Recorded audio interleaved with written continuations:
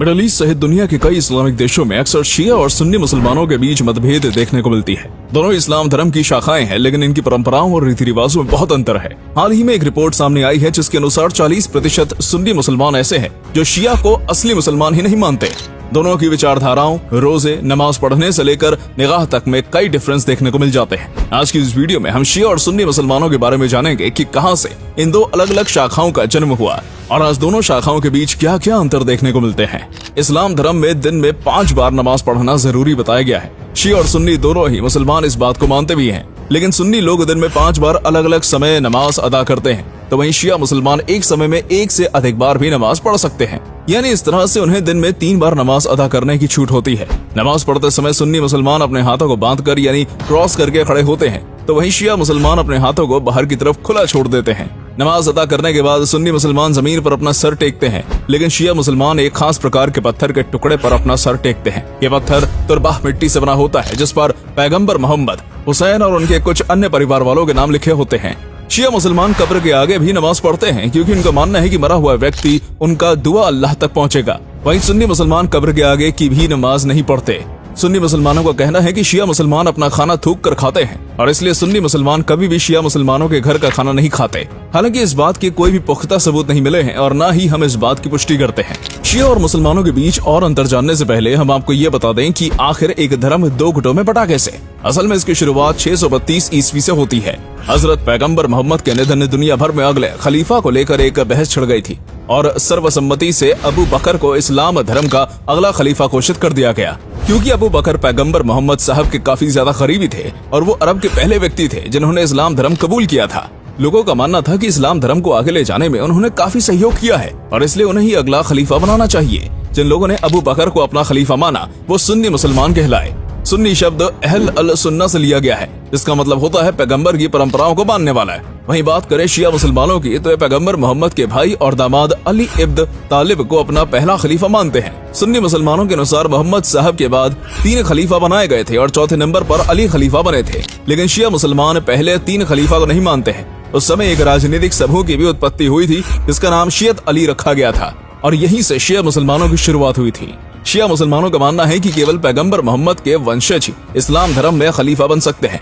अबू बकर को खलीफा बनने का कोई हक नहीं है। शिया मुसलमान बताते हैं कि पैगंबर ने कहा था, जिस किसी के लिए मैं मैला हूँ उनके लिए अली भी मैला है, और इसलिए अली को ही वो अपना खलीफा या ईमान मानते हैं। अली के 2 पुत्र हुए थे, हुसैन और हसन, जिन्होंने दुनिया भर में इस्लाम धर्म का प्रचार प्रसार किया। लेकिन करबला के युद्ध के दौरान हुसैन की मृत्यु हो गई थी और हसन को जहर दे दिया गया था।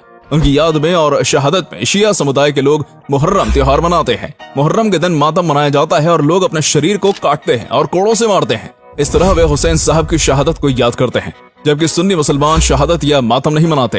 भाव से सुन्नी मुसलमान मुहर्रम के दिन केवल रोजा रख लेते हैं। रमजान महीने में शिया और सुन्नी दोनों ही मुसलमान 1 महीने तक रोजा रखते हैं। रोजा रखने का तरीका तो दोनों समुदाय में एक जैसा ही है, लेकिन इफ्तार और सहरी के बीच यहाँ अंतर देखने को मिलता है। सुन्नी मुसलमान सूरज के ढल जाने के बाद अपना रोजा खोल देते हैं और ये रोजा खोलने के बाद मगरिब की नमाज अदा करते हैं। वहीं शिया मुसलमान पूरी तरह अंधेरा होने पर ही रोजा खोलते हैं और रोजा खोलने से पहले मगरिब की नमाज अदा करते हैं। ठीक इसी प्रकार सुबह सहरी के समय शिया मुसलमान सुन्नी मुसलमानों से 10 मिनट पहले ही खाना बंद कर देते हैं। सुन्नी मुसलमान ईशा की नमाज के बाद तरावी की नमाज भी पढ़ते हैं, जबकि शिया मुसलमान तरावी की नमाज नहीं पढ़ते। एक अन्य अंतर जो शिया और सुन्नी मुसलमानों के बीच देखने को मिलता है वो है हदीस। असल में पैगंबर मोहम्मद की जीवनी पर आधारित कुछ धार्मिक ग्रंथ हैं। सुन्नी मुसलमान पैगंबर मोहम्मद और उनके सभी 12,000 साथियों की बातों को अनुसरण करते हैं और उन्हें महत्व देते हैं। वहीं शिया मुसलमान केवल पैगंबर साहब के कुछ करीबी लोगों की बातें ही मानते हैं।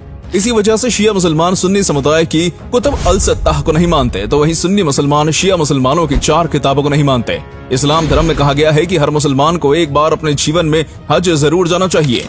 आप सभी ने मक्का मदीना में स्थित हज के बारे में सुना ही होगा। सुन्नी मुसलमान केवल एक ही हज को मानते हैं, तो वहीं शिया मुसलमानों के लिए एक और हज है जिसका नाम अरबाइन हज है। इसी जगह पर करबला का युद्ध लड़ा गया था जहां हुसैन की मृत्यु हुई थी। शिया मुसलमान निकाह मुताह को मानते हैं, यानी शादी के समय ही ये तय हो जाता है कि शादी कितने समय तक रहेगी। ये परंपरा 13,000 साल पुरानी बताई गई है। शिया मुसलमान आज भी इस परंपरा का पालन करते हैं। वहीं सुन्नी मुसलमानों का मानना है कि पैगंबर मोहम्मद ने निकाह मुताह पर प्रतिबंध लगा दिया था और इसलिए वो इस परंपरा को हराम मानते हैं। सुन्नी समुदाय में निकाह के दौरान गवाह का होना जरूरी है, वहीं शिया मुसलमानों में गवाह का होना जरूरी नहीं है।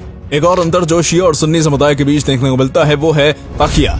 इसका मतलब होता है कि ऐसी परिस्थिति जिसमें आपको अपना धर्म बदलने को कहा जाए या फिर आपको अपना धर्म छिपाना पड़े। शिया मुसलमान तकैया को जायज मानते हैं। उनका मानना है कि अपनी जान और धर्म की रक्षा के लिए धर्म बदलने में कोई बुराई नहीं है, बशर्ते आपके दिल में सिर्फ इस्लाम धर्म और अल्लाह ही होने चाहिए। लेकिन सुन्नी मुसलमानों का मानना है कि अपना धर्म बदलने से अच्छा होगा कि आप इस्लाम धर्म के लिए कुर्बान हो जाएं और इससे अल्लाह ज्यादा प्रसन्न होंगे। ये नियम उस समय लागू किया गया था जब सुन्नी मुसलमानों द्वारा शिया मुसलमानों पर कई प्रकार के जुर्म और अत्याचार किए जा रहे थे। आज के समय में पूरी दुनिया में 85 से 90% मुसलमान सुन्नी समुदाय के हैं, तो वहीं 10% के आसपास मुसलमान शिया परंपरा को मानते हैं। आज के समय में ये दोनों गुट भी कई अन्य गुटों में विभाजित हो गए हैं।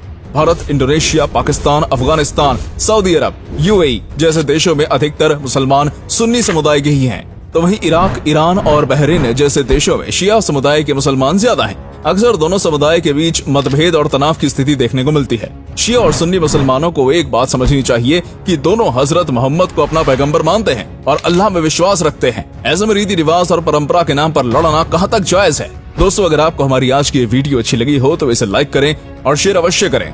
आज के लिए इतना ही दोस्तों, आपसे फिर मिलेंगे एक नई वीडियो और ढेर सारी रोचक जानकारी के साथ।